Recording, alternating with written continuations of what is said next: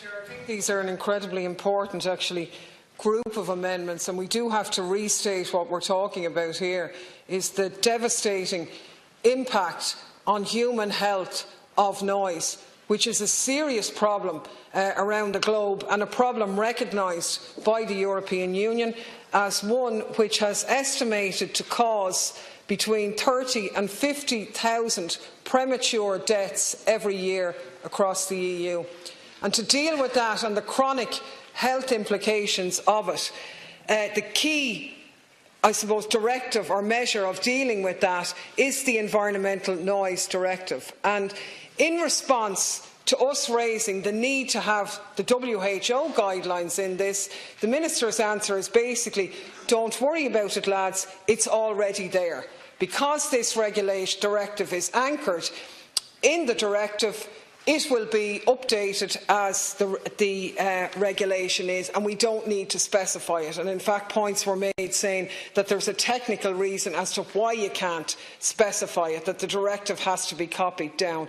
Now, I don't buy that, and we need to be more specific in regard to this. Now, when we had the briefing subsequent to committee stage, which a number, although unfortunately not everybody, attended to it and might be fully up to speed, but we did attend the briefings, and thanks to the department officials for organising those briefings. But in answer to the point of don't worry about it, the health impact is already covered, the first reason given as to why we should be reassured was that, look, it's there in point 11 of the recital of Regulation 598, but recitals do not have the same legal effect as the body of the regulation and the directive itself. So relying on a recital actually doesn't give any legal comfort at all. And it was the understanding, Robert is right, that at committee stage there was a general agreement that some formula of words would be taken into account that would give effect to the WHO regulations. Because in fairness, I think science, our understanding, and anybody dealing with this area knows that that's the direction in which we need to be going. Why would we adapt something that's outdated, if you like, Now, an issue has been raised by residents. I don't think it's, I'm not sure whether it's accurate or not, but you might want to address it as well. Clarity does need to be reached. There's a belief that needs to be explained that the Minister's amendments, which include a reference to Statutory Instrument 549, is an attempt to water down or delay the application of any updating of the Environmental Noise Directive of 2002. That point is out there. I think the Minister needs to address that situation. The fact that we are relying on your words that the WHO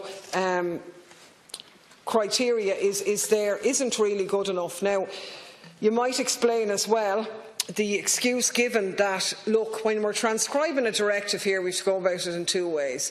If the directive refers to a member state, it has to be done in a certain way. If it refers to the competent authority, we have a certain leeway. We had to debate at committee, you can include or exclude, or you have to cover the regulation by the letter of the law. So I think you need to deal with that, because my belief is that we, as a member state, are absolutely entitled to specify the criteria that the competent authority will be operating. And in that sense, I have two amendments in this group. My second amendment at 85 is just requiring, actually, that the competent authority would be directed to ensure that average night exposure is reduced below 45 decibels and average and night noise exposure below 40 decibels, such levels to be revised in accordance with the WHO guidelines. Now, I want you to deal with this, because my reading of the briefing we got from your officials, my insertion of this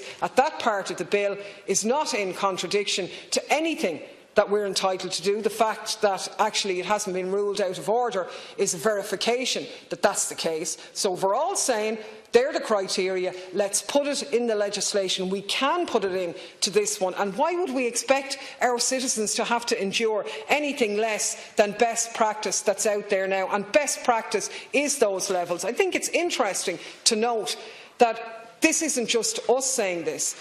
Even if you look back a number of years ago, 3 years ago now, into some of the correspondence that's been released in relation to even Fingal County Council, who we'll come to in a little while, in their deliberations of the inner and outer noise zones in relation to Dublin Airport, as far back as 2016, and this is in correspondence between some senior planners in Fingal, they refer to the discussions that were going on at that time with the WHO, which they said 3 years ago was expected to be published soon.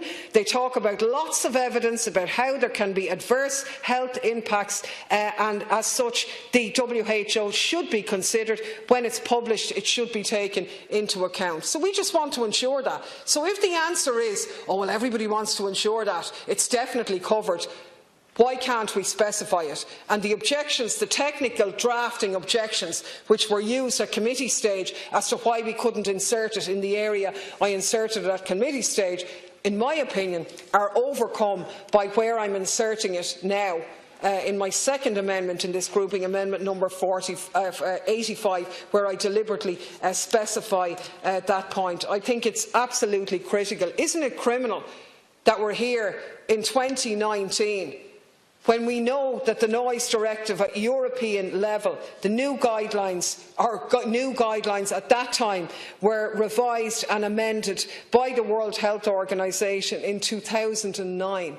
10 years ago they talked about these levels, and there's people who will have to go home tonight and who are being offered buyouts, paltry buyouts and inadequate insulation to endure levels way beyond that. It's absolutely not good enough. We need the WHO guidelines specified in it. There's no contradiction, and if what you're saying is it's already covered, well, grand, no harm done then in us specifying it.